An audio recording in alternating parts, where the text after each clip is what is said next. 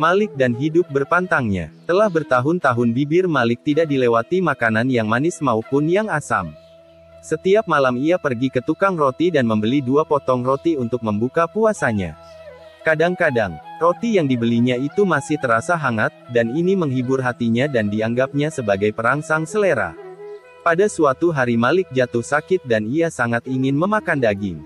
10 hari lamanya keinginan itu dapat ditindasnya. Sewaktu ia tidak dapat bertahan lebih lama lagi, maka pergilah ia ke toko makanan untuk membeli 2-3 potong kaki domba dan menyembunyikan kaki domba tersebut di lengan bajunya. Si pemilik toko menyuruh seorang pelayannya membuntuti Malik untuk menyelidiki apa yang hendak dilakukannya. Tidak berapa lama, kemudian si pelayan kembali dengan air mata berlinang. Si pelayan memberikan laporannya, dari sini ia pergi ke sebuah tempat yang sepi. Di tempat itu dikeluarkannya kaki-kaki domba itu. Diciumnya dan ia berkata kepada dirinya sendiri, "Lebih daripada ini, bukanlah hakmu." Kemudian diberikannya roti dan kaki-kaki domba tersebut kepada seorang pengemis.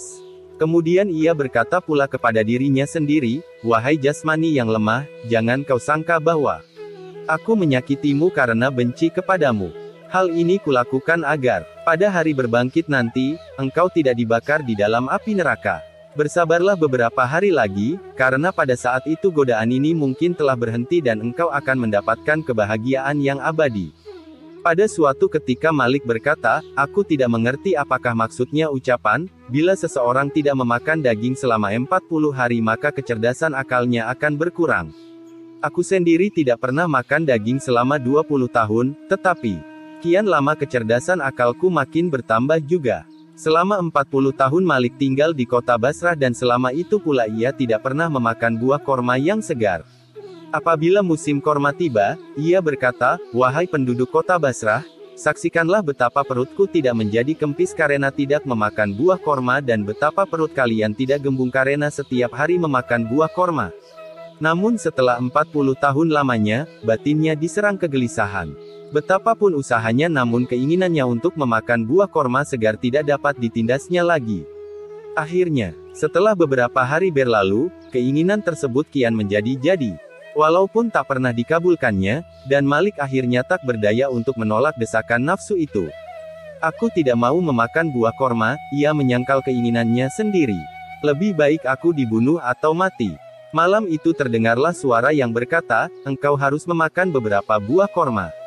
Bebaskan jasmanimu dari kungkungan." Mendengar suara ini jasmaninya yang merasa memperoleh kesempatan itu mulai menjerit-jerit, "Jika engkau menginginkan buah kurma," Malik menyentak, "berpuasalah terus-menerus selama 1 minggu dan sholatlah sepanjang malam, setelah itu barulah akan kuberikan buah kurma kepadamu." Ucapan ini membuat jasmaninya senang, dan seminggu penuh ia sholat sepanjang malam dan berpuasa setiap hari. Setelah itu ia pergi ke pasar, membeli beberapa buah korma, kemudian pergi ke masjid untuk memakan buah-buah korma tersebut di sana.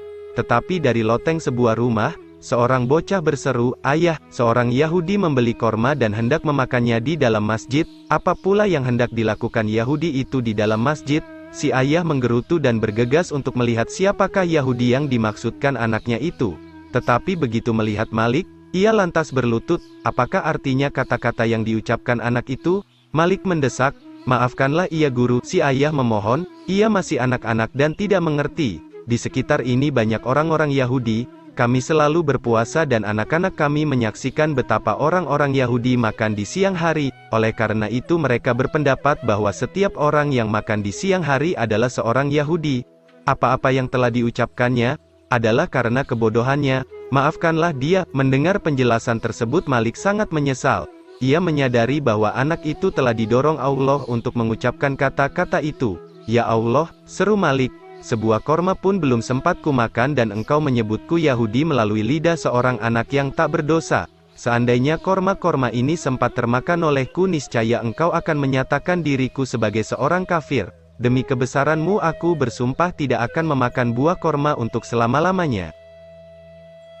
Gimana tanggapan Anda tentang kisah ini? Oh ya, jangan lupa subscribe dan ketuk loncengnya agar bisa mengikuti kisah-kisah yang baru diupload. Mudah-mudahan bisa menghidupkan hati yang mati dan menumbuh suburkan semangat untuk ibadah. Amin ya Allah.